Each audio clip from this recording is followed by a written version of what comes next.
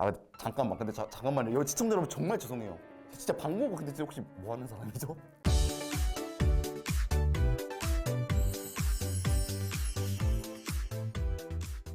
망상 토론으로 재미 추구를 목표로 하는 채널 망상 시뮬레이터. 안녕하세요, 반갑습니다. 오늘 망상 시뮬레이터 드디어 저희 6번째 촬영이에요. 자, 다들 뭐 6번째까지 왔는데 소감이 어떠세요, 진짜? 힘들어요.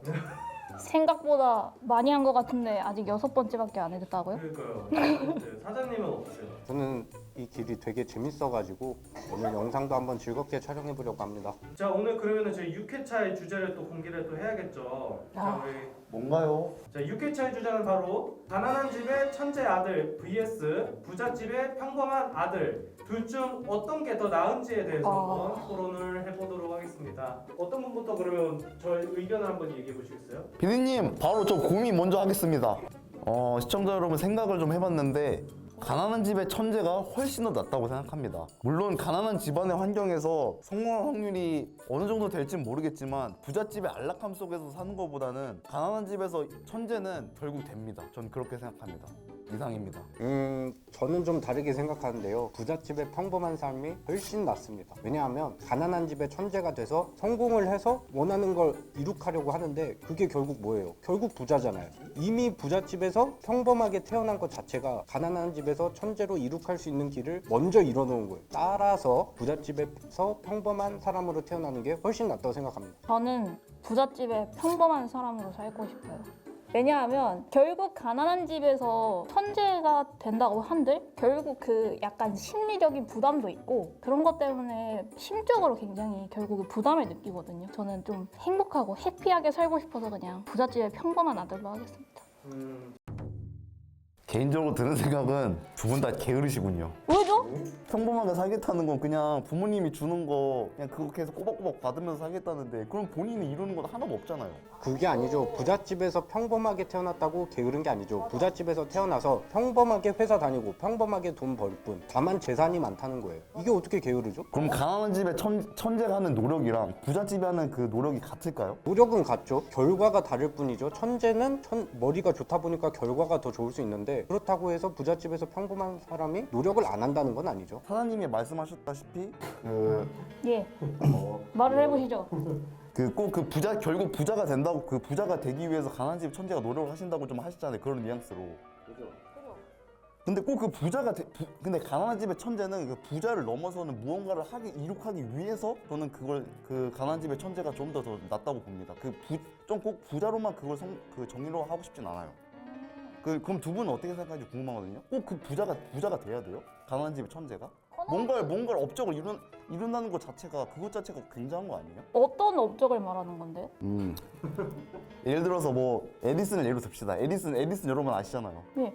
그 전구 개발했잖아요. 근데 정말 에디슨이 부자일까요? 물론 이거 저는 모릅니다. 근데 에디슨은 모두가 기억하고 어떻게 보면 그 사람 자체가 업적이고 어떻게 보면 그런 사람들이 기억되는 것 자체가 부의 상징 아닐까요? 돈으로서의 상징이 아니라 어떻게 보면 명예로서 저는 이걸 말하고 싶은 겁니다. 곰님, 그건 옛날이에요. 지금은 돈이 없으면 안 되는 세상이에요. 그런 말이 있죠. 돈으로 행복을 살 수 없지만 돈이 없으면 아무것도 안 된다. 적어도 행복하지 않다면 돈이 많은 게 낫다. 돈이 없는 것보다. 저는 근데 돈으로 행복을 살 수 있다고 생각해요, 저는. 심지어. 왜요? 우선 제가 원하고 좋아하는 거 할 수 있는 게 돈 생각 안 하고 그게 행복이 아닐까요? 가난하면 우선 그게 힘들어요. 정신적으로 힘들어요. 뭐 문제집 같은 걸 사야 하는데 돈이 없거나 그럴 수도 있잖아요. 그렇죠. 그러면 우선 심적으로 굉장히 힘들어요. 그게 얼마나 스트레스 받고 그런데요. 근데 가난한 집의 천재가 그걸 모를까요? 그걸 다 알고 그걸 위해서 노력을 할 텐데 그걸 위해서 한 노력이 저는 그 부잣집의 평범은 돈으로 살 수 없다고 생각하거든요. 여러분은 어떻게 생각하는지 궁금합니다.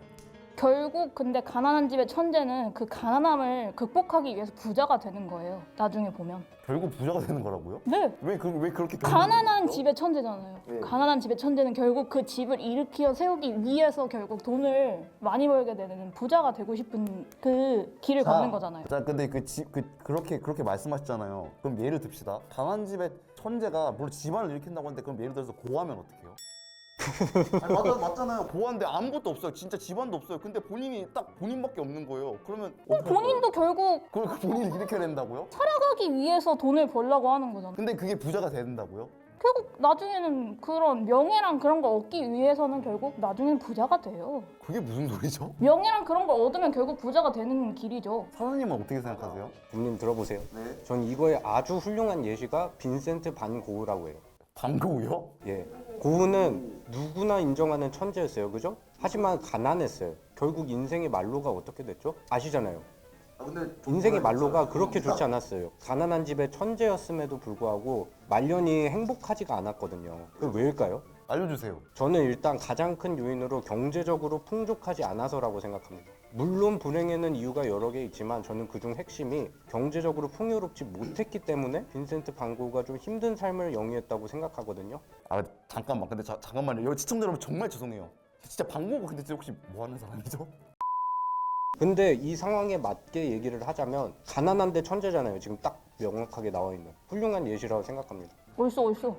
전 동의하지 않습니다. 이거는 몇백 년 전에 예시를 들지 않을까? 이건 몇백 년 전에 현대로 하기에는 그러니까 현대로 치환했을 때 어떤 문제가 있길래 반대라고 생각하시는 거예요? 진짜 죄송합니다, 여러분. 이거는 그 예시가 진짜 그 사람이 뭐 하는 사람인지 몰라서 감이 1도 안 잡혀요.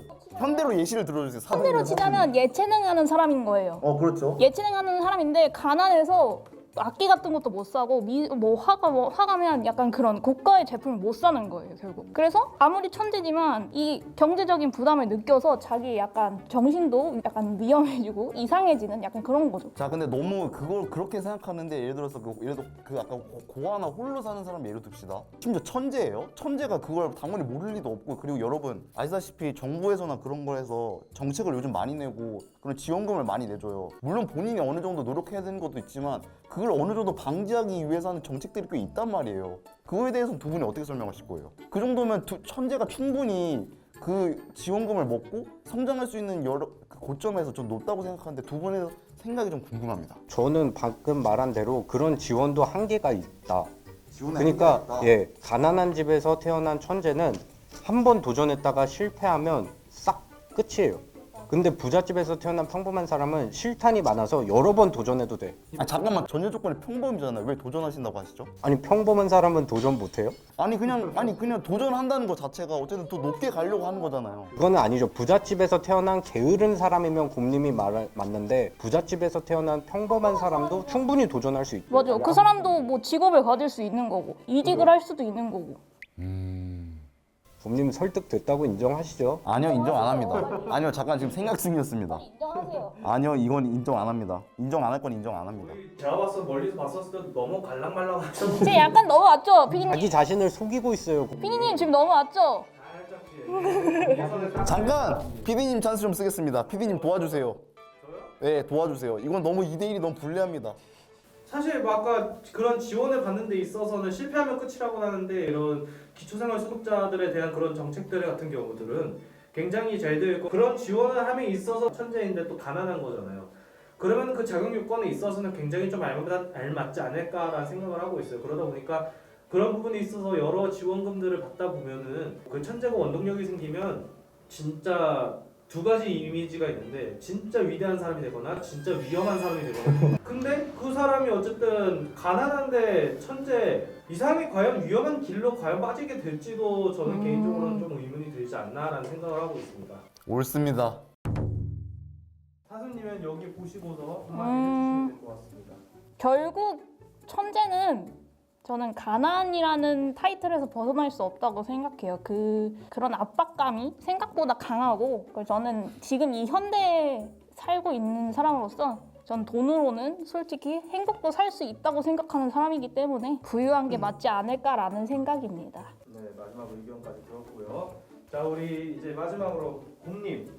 그 가난한 집안의 천재는 그러니까 결국 학이거든요.